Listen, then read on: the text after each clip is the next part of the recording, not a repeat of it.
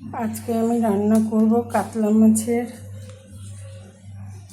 কষা ঝোল। তার জন্য একটা আলু কেটে নিয়েছি, আর আদা, পেঁয়াজ আর টমেটো, জিরে গুঁড়ো, ধনে গুঁড়ো, লঙ্কার গুঁড়ো দিয়ে পেস্ট করে নিয়েছি।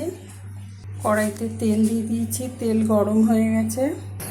আলু দিয়েছি, আলুগুলো ভেজে নেব একটু লাল লাল করে।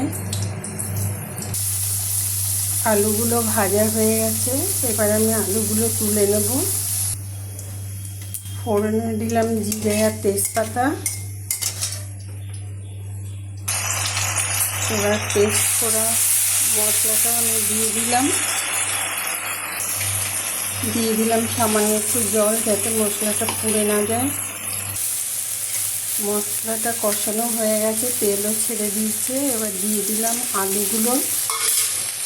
আলুগুলো মশলার সাথে কষিয়ে নিলাম। এবার দেবো জল। এবার দিলাম জল, ফুটে উঠলেই মাছগুলো দিয়ে দেবো।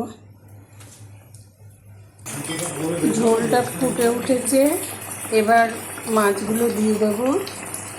মাছগুলো দিয়ে দিয়েছি, এবার ধনেপাতা দিয়ে নামিয়ে নেব। দিয়ে দিলাম ধনেপাতাগুলো, এবার নামিয়ে নেব।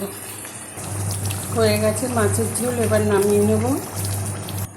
নামিয়ে নিয়েছি, রেডি হয়ে গেছে আমার মাছের ঝোল। একদম রেডি আমার মাছের ঝোল।